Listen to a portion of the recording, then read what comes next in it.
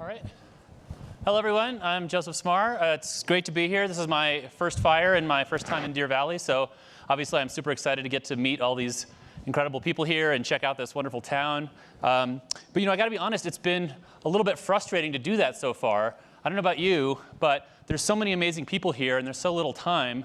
And they gave us this really nice, bound volume of notes, and I'm sure all you have, extensive biographical information on the web. But if you're anything like me so far, it's still basically like bumping around into people you don't know and hoping you can strike up a conversation, right? It's a pretty data-poor experience compared to what you might imagine it could be. And similarly in town, right? There's so many places to see in Park City. It's a great place. A ton of my friends have been here before.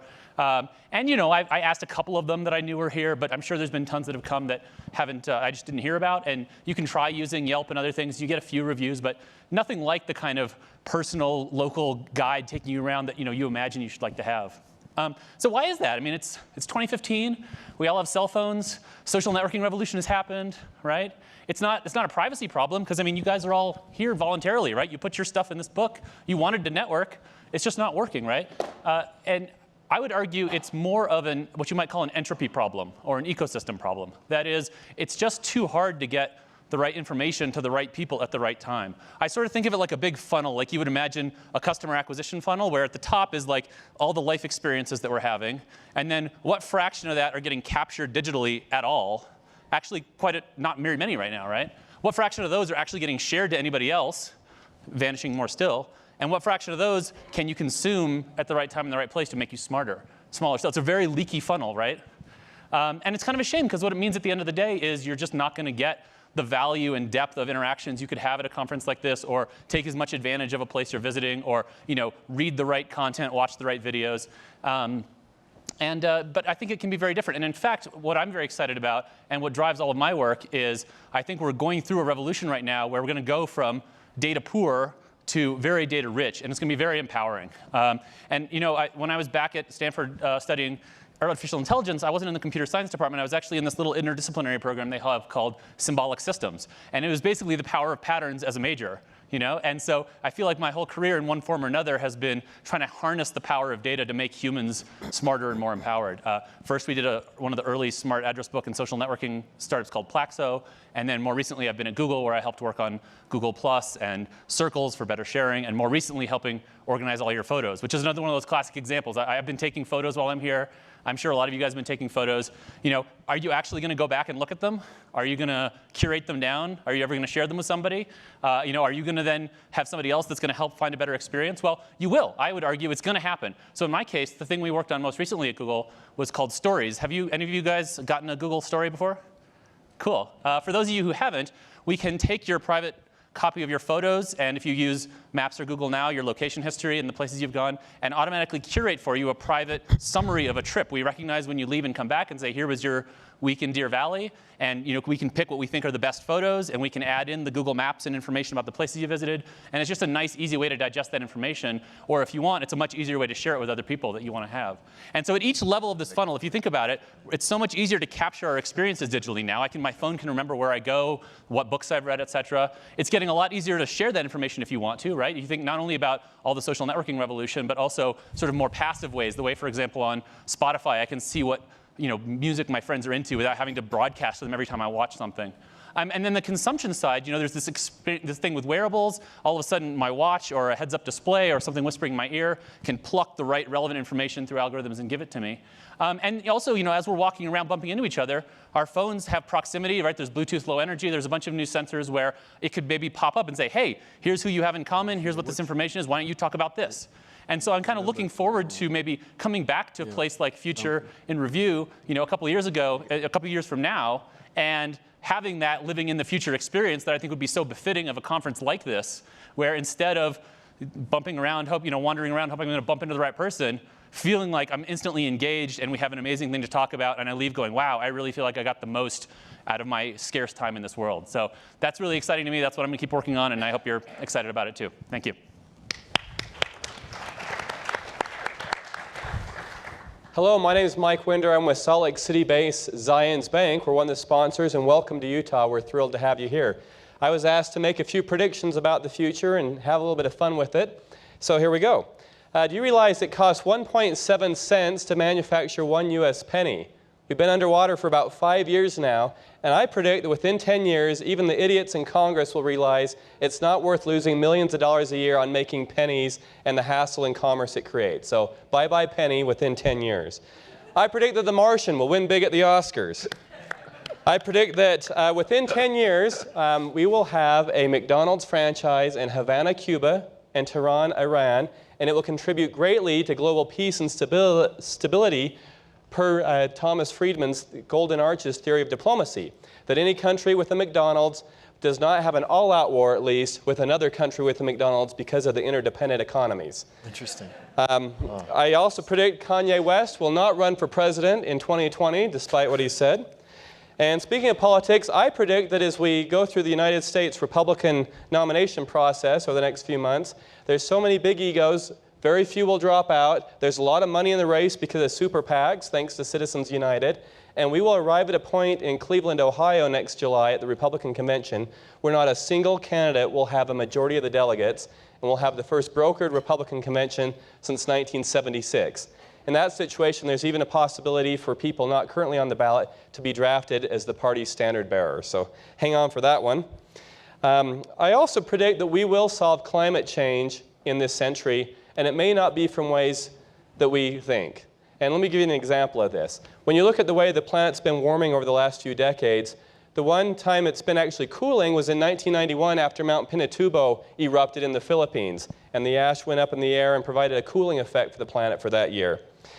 We have interesting things going on like intellectual ventures up in Bellevue, Washington that are creating a stratoshield which is designed to spray sulfur-bearing aerosol in the atmosphere near the poles to replicate the cooling effect of volcanoes. So I predict by the end of the century, global warming and climate change will be solved, but the geopolitical challenges will be who's going to control that thermostat. Because the status quo for the temperature of the planet isn't optimal for all nations. Some may want it a little warmer, some a little cooler, based on their strategies and geopolitical desires. So that could be interesting. I was a history major at the University of Utah before getting an MBA, and in the 19th century, it was a horse-drawn century. Everyone knew how to ride a horse or saddle up a horse. Then in the 20th century, we were an automobile-driven century, where no one really knows how to ride a horse or saddle up a horse anymore, and horses are relegated to the world of sport and the rural lifestyle. We're going to see the same thing this century with autonomous-driven cars.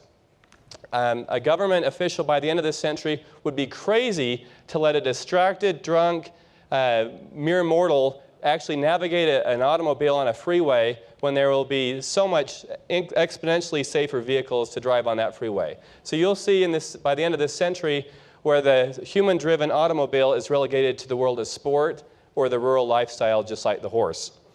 And finally, we are seeing some demographic shifts going on. We're seeing the birth rate falling in a lot of advanced nations below the 2.1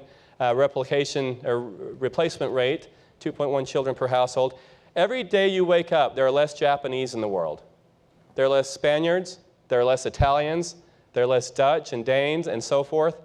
And we're seeing it where the global south still has a high birth rate. In fact, we're going to see by 2020 there will be more Latin Americans in the world than Europeans. The Vatican's already getting ready for this with an Argentine pope, of course. But you're also seeing where nations will be crossing what I call the diaper point. This is because we are living longer, but we're having smaller families. Japan has already crossed the diaper point, which is to say they sell more adult diapers in Japan than children's diapers today. True, it's true, they do. So my last prediction is within 10 years, most of Europe will cross the diaper point. And within 15 years, the United States and Canada and Australia will also cross the diaper point.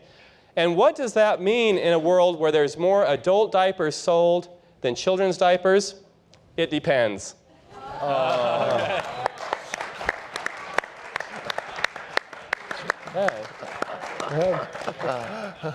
Be sure to tip your servers. I'll be here all week. Thanks.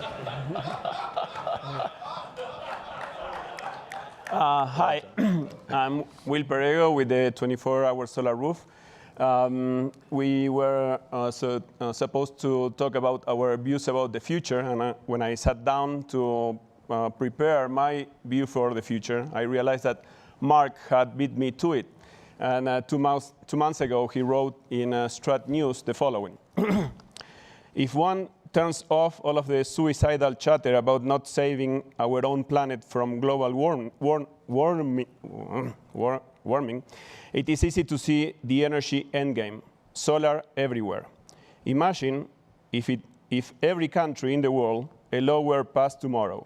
All new roofs have to be made of solar panels. Okay, planet saved, and energy starts moving towards free. And so now I'm going to make my first prediction ever. And my prediction is that Mark is right. So solar everywhere. So in our case, to contribute to this view of the future, we are developing the 24-hour solar roof. And it's a roof made of solar panels that come together in a watertight, insulated racking system with built-in batteries that replace a commercial roof, providing reliable 24/7 electricity. And so the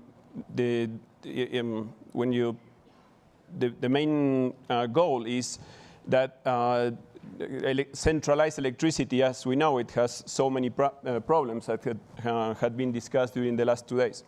And so, but solar itself has its own problems. First, one problem is the intermittency of solar. So by adding batteries, now we can, from the panels, charge the batteries, and from the batteries get 24 hours of electricity and repeat the cycle every day. This allows, as an example, for a commercial developer to save about 35% on their, if they are building a new, say, Walmart, to save 35% on their construction cost if they were to add panels on top. And they get free electricity for the next 25 years. But the most interesting part of this is when we were developing the technology, we realized that, okay, this is cool for all of us and for Walmart and whoever gets those savings. But still, there's 1 billion people in the world without electricity. And well, in their case, they cannot afford to buy the roof or even one single panel with the built-in battery. Then we realized that we can add this other device that converts the panel into a pay-as-you-go 24-hour solar panel. So now this one family in Africa receives the panel with no upfront cost. And instead of now the money that they are using to buy kerosene to power the lamp at night, they can use to prepay the electricity that they get from the panel. So now they don't only have light at night, but they can recharge their cell phones. They can power an electric stove that saves them from, saves the 4 million people who die every year from inhaling toxic fumes from open fires, et cetera, et cetera. And so on this regard, we are going to be 2016 fire starters. So we'll be here next year. Hopefully we can have a solar roof demo outside. And but then, so initially we start with third-party panels, batteries, etc. And we are working on our own better solar panel, a solar panel that will double the efficiency of today's panels. And our own battery, a battery that will have 50 times the lifetime of lithium-ion batteries, and it would charge 50 times faster as well.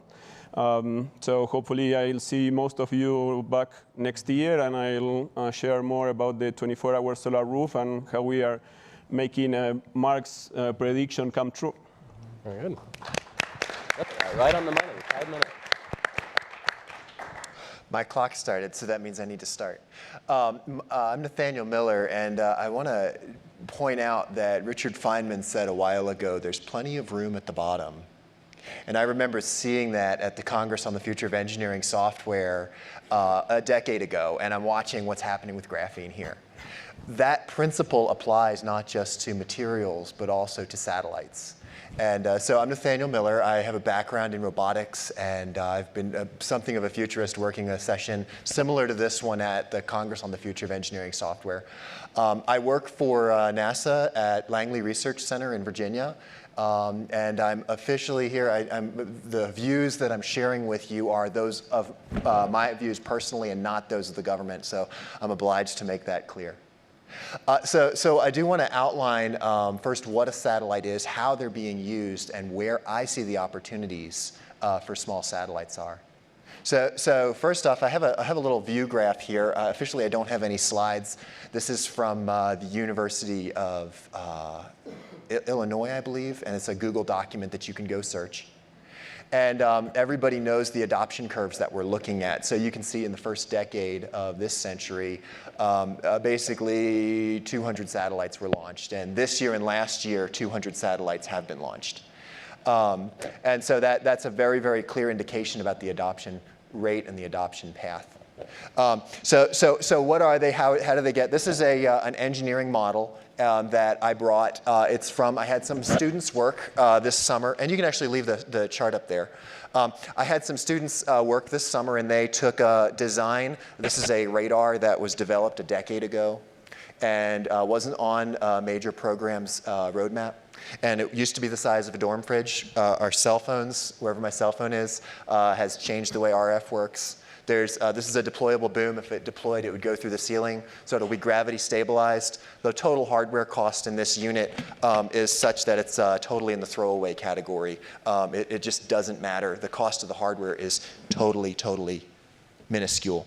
The place where the Feynman quote comes in is that we're used to building satellites where we set a requirement and we drive from the top requirement and we make sure that all the pieces work through the 7 minutes of terror or whatever, as we mentioned to the Martian. You know, what's happening now is the viscous forces and the political forces and the opportunities. It's more of a constraints-based navigation to be able to design one of these little packages. And so the requirement is second to the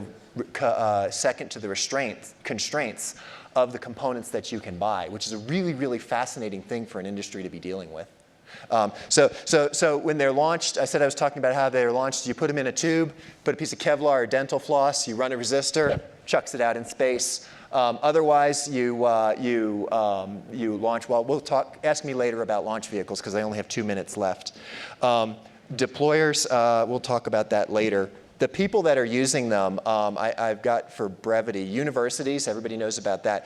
Exploration, we might not know that there's a few satellites that are going with the next Mars lander to relay from Mars. We're flying, doing Europa flyby missions done by universities. We're sending satellites carrying biological material out past our radiation belts to find out how interplanetary radiation works. We're sending high-risk probes to the asteroid belt. Science is just coming on board with these guys to figure out that you can actually get materials. The Defense Department is obviously interested in it. For you guys, I was talking to somebody here about a good business model, sustainable data, selling on-orbit data. There's Planet Labs. You guys know about them. They're on-orbit persistent observation of the planet. And then mass assembly. They're retooling missile assembly lines to make satellite parts in several different categories. Killer opportunities. This persistent low-cost sensors from orbit. Communication for downlinks, secure links, line of sight, optical communication, as well as ubiquitous data links. Note the Other 3 Billion project by Google.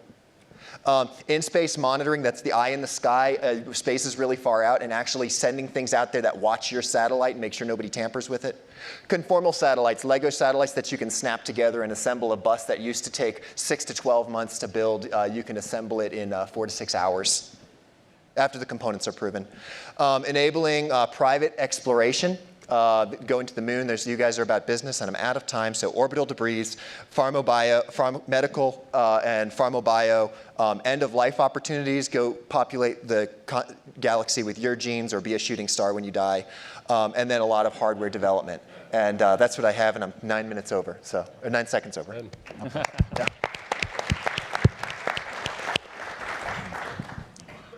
So my name is Mbuya. I come from East Africa. I live in Nairobi, Kenya. My friend has briefly talked about population growth. And if you check statistics, then you realize Africa right now has about 1.1, 1.2 billion people. It's not a uniblock the way we talk of 1.4 billion people in China, or I don't know, 1.3 or so in India. So we have 1.2 or 1.1, but then living in various countries that are fairly different. Culture is totally different. Systems, government systems and everything else is totally different country to country. But in the next 35 years, we are going to put another 1.8 billion on top of the present figure that we have. So then the strongest growth we are going to see globally is actually going to come from Africa. And what will happen in 2050?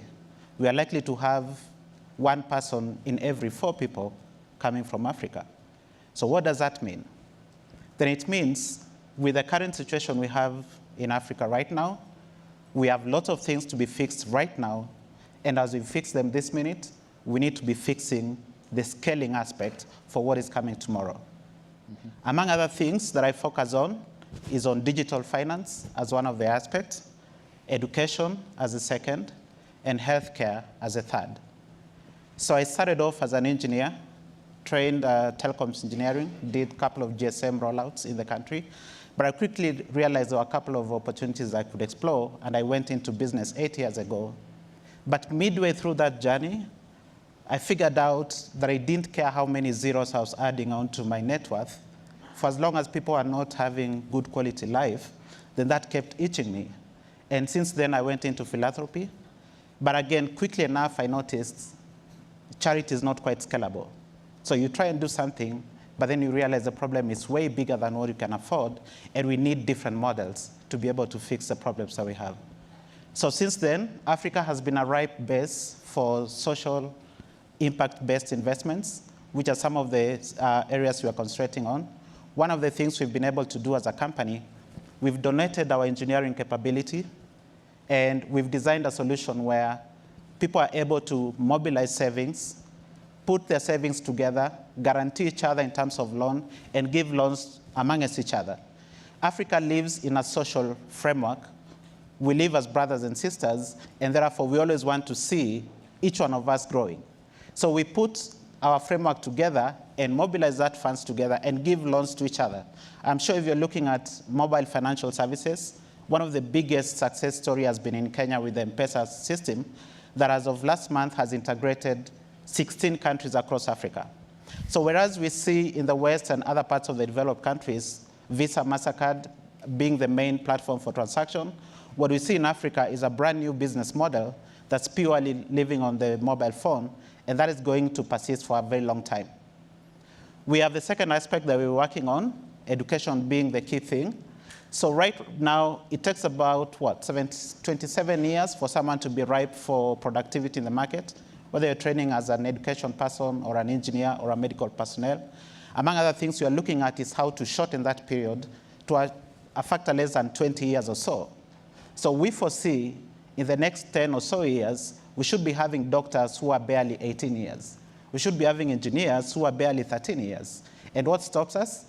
We briefly mentioned on this stage that if the education system was transformed, that once someone identifies an area that they want to concentrate on, then they go deep into it, then nothing stops us really from stopping a lawyer learning anything about chemistry, but going straight into what makes sense for such a person. So a lot of these things will be changing, and technology will play a big role in ensuring that we are able to produce professionals at a faster rate than what we are having. Why? If we get 1.8 billion people, then sooner or later we'll be having a very young population, and that will be a labor force. If we see the shrinkage of population in Germany or in Japan, for instance, we will have a good source of that from Africa, and we need to develop them faster. The last one will be on healthcare.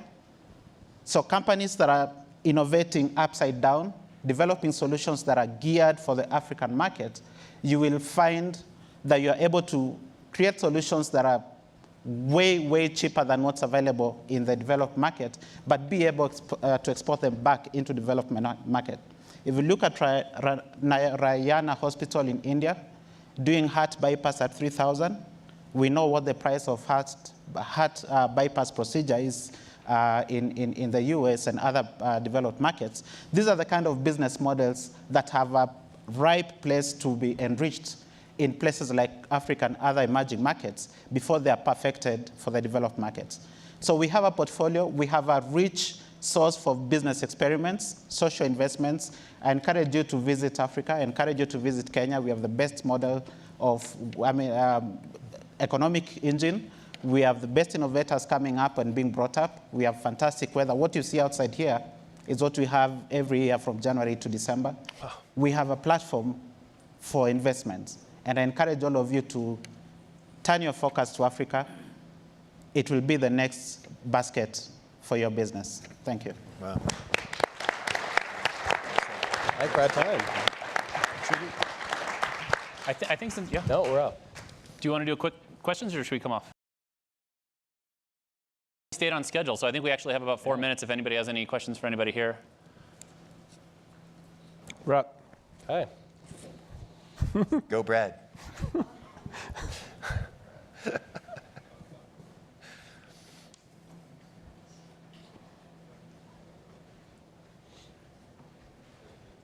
So I didn't really have a question. I just figured I'd think of one on the way.